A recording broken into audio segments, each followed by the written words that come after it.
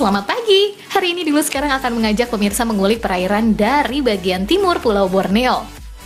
Yap, Kalimantan Timur.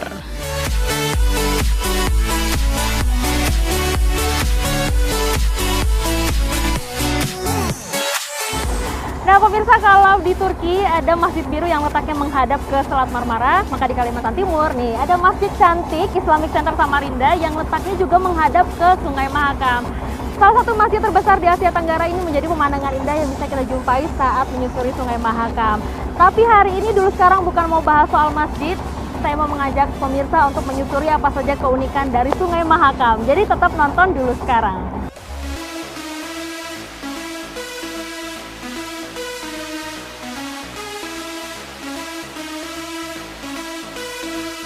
Iya, di tepian sungai terpanjang kedua di Indonesia ini berdiri sejumlah bangunan yang menjadi ikon Kalimantan Timur.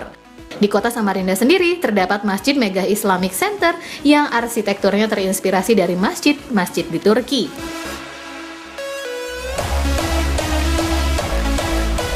Nah, dari dulu sampai sekarang, Sungai Mahakam masih menjadi penopang perekonomian di Kalimantan Timur. Selain fungsinya sebagai sumber air dan sarana transportasi, sungai yang membelah Provinsi Kalimantan Timur ini melintasi wilayah Kabupaten Kutai Barat di bagian hulu, Kutai Kartanegara sampai kota Samarinda di ujung hilirnya.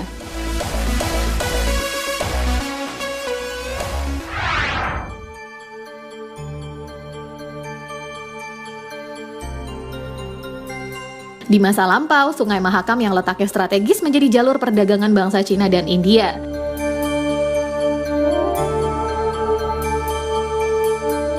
Kapal-kapal besar pembawa barang dagangan melintasi Sungai Mahakam yang langsung keluar menuju Selat Makassar. Sungai sepanjang 920 km ini memisahkan antara kota Tenggarong, ibu kota Kutai Kartanegara dengan kecamatan Tenggarong seberang yang menuju kota Samarinda. Keduanya dihubungkan oleh jembatan Kutai Kartanegara yang dibangun di atas aliran Sungai Mahakam. Jembatan baru sepanjang 710 meter yang didominasi warna kuning ini resmi dibuka pada Desember 2015.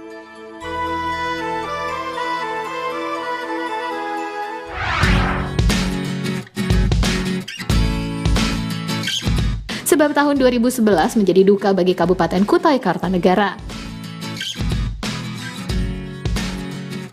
Jembatan yang sudah digunakan selama 10 tahun ini runtuh begitu saja dan menewaskan pengguna kendaraan yang sedang melintas. Padahal jembatan yang dibangun selama 6 tahun sejak 1995 ini mirip dengan Golden Gate di San Francisco, Amerika Serikat dan menjadi kebanggaan warga Kutai kala itu.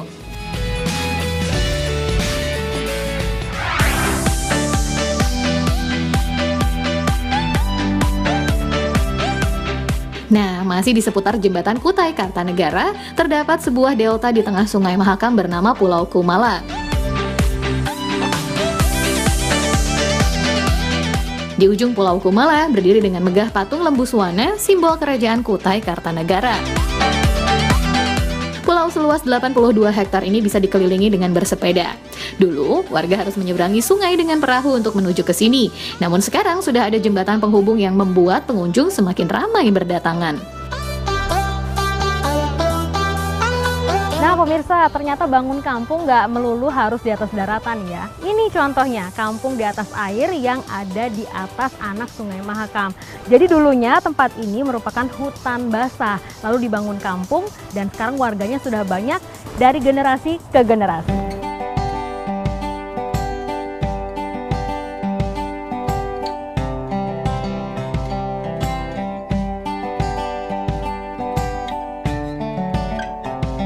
Ini dia, Desa Melintang di Kabupaten Kutai Kartanegara yang berdiri di atas hulu anak Sungai Mahakam. Desa ini sama sekali tidak ada daratan. Warga tinggal di atas rumah-rumah panggung dari kayu. Jalanan di kampung ini dihubungkan dengan jembatan kayu yang panjang dari rumah ke rumah. Fasilitas umum seperti masjid dan sekolah juga tersedia di sini. Sementara warganya menggantungkan hidup dengan memanfaatkan tangkapan ikan dari sungai. Nah, ini dia pemirsa, yang namanya kuliner sungai pasti nggak jauh-jauh dari yang namanya ikan. Yang di depan saya ini sekarang ada gence haruan, ikan gabus, dan juga ikan baung. Yang jadi ciri khasnya makanan Kutai itu adalah asam, pedas, manis. Lihat nih, cabenya banyak banget. Makan dulu ya.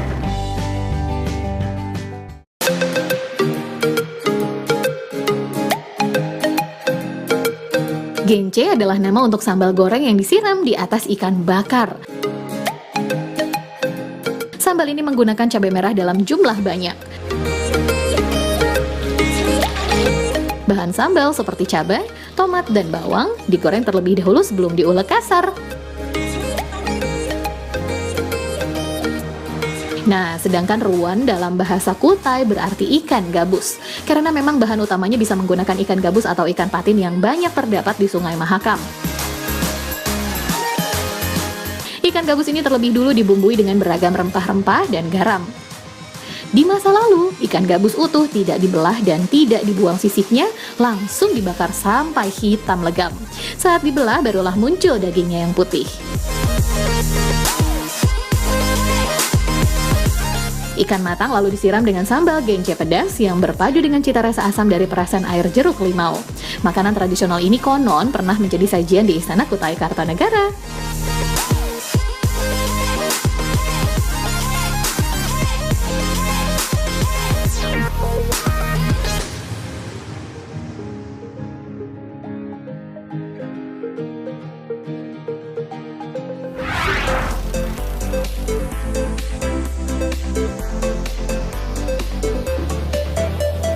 Nah, selain rumah penduduk, hewan peliharaan warga di Desa Melintang seperti kerbau juga ditempatkan di kandang yang dibangun di atas sungai.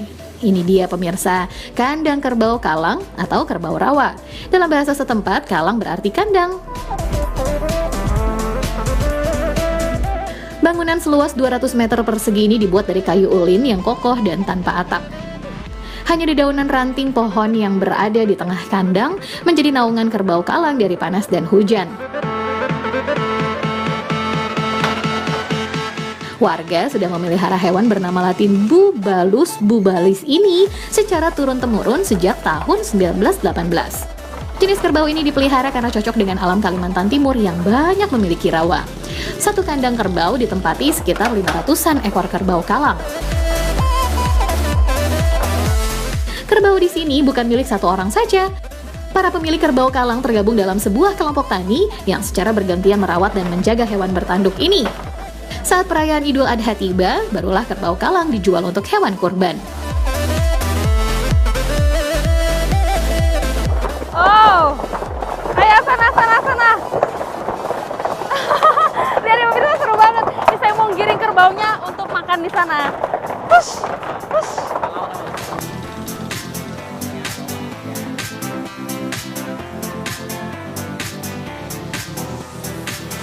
Nah, setiap pagi, para petani membawa hasil merumput ke kandang dengan perahu ketinting. Makanan favorit kerbau ini diperuntukkan kerbau betina dan anak kerbau saja loh.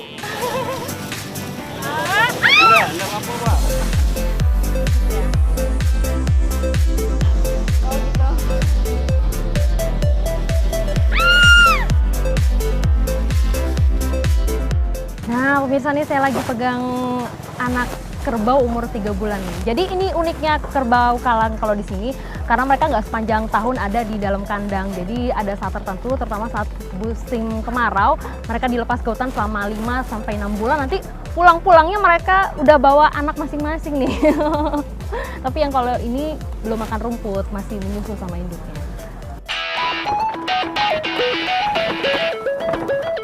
Tidak seperti anak dan kerbau betina yang dimanja dengan disediakan pakan rumput, kawanan kerbau kalang jantan harus usaha cari pakan sendiri nih. Ya, kerbau-kerbau ini dilepaskan dari kandang lalu terjun bebas ke sungai yang sedang pasang. Eits, jangan khawatir, kerbau kalang pada jago renang loh. Kerbau-kerbau ini berenang secara bergerombol. Satu ekor kerbau jantan yang dianggap pemimpin akan berenang di urutan paling depan. Kerbau digembala oleh 3 orang petani yang menggiring dengan perahu katinting.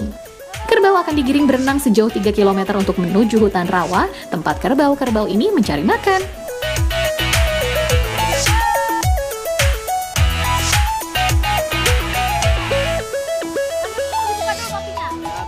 Tapi sepertinya hewan bertanduk ini sudah keburu lapar di perjalanan ya. Sambil berenang mereka mampir sebentar mengunyah rumput yang tumbuh di rawa. Lucu ya?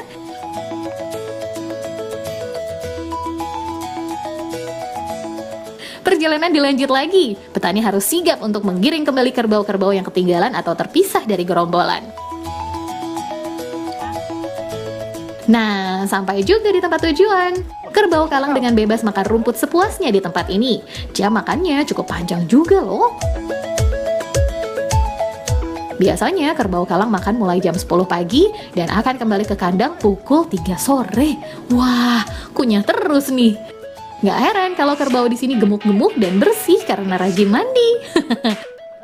Sambil menunggu kerbau makan, para petani juga sudah siap dengan perbekalan dan atap dari anyaman daun untuk berteduh di atas perahu.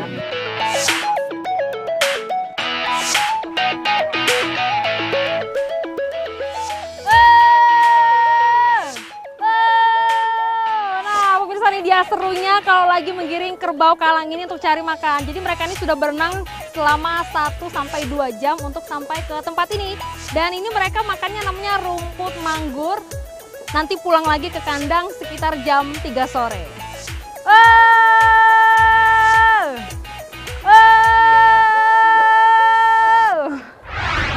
Karya-karya yang ada di ruangan ini semua buatan tangan ibu-ibu Dayak.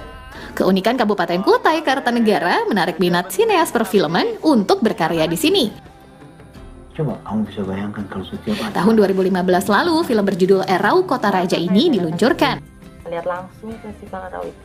Di sini tertulis begitu banyak cerita dan sejarah dari Lembu Suwana. Ada yang berkata juga Lembu Suwana nih dibuat di Thailand. Film ini berlatar belakang tradisi Erau, festival tahunan Kesultanan Kuta yang sudah berlangsung sejak tahun 1300-an. Film ini merupakan kisah cinta antara Kirana yang diperankan oleh Nadine Chandrawinata dengan Reza yang diperankan oleh Denny Sumargo. Kirana yang berprofesi sebagai jurnalis meliput acara tahunan Erau dan berjumpa dengan Reza yang merupakan warga lokal. Saya kesini bukan untuk ketemu Reza, tapi ketemu ibu dan mau minta maaf. Saya berharap kamu tidak lagi berjumpa. Tentangan dari Ibu Reza yang diperankan oleh Hyayang Senur menjadi konflik yang membumbui film karya sutradara Bambang Drias ini. Ruang untuk bicara empat mata. Lebih baik kamu balik sekarang. Lo pasti tahu apa yang sebenarnya terjadi di sini. Aku tidak pernah ada niat jahat dengan seni dan budaya kita. Lalu buat apa kau di sini? Semua wartawan sudah pada pulang.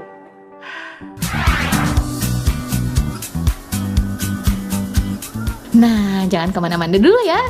Habis ini, dulu sekarang masih mau ajak pemirsa mencoba beragam aktivitas seru di atas Sungai Mahakam. Stay tune!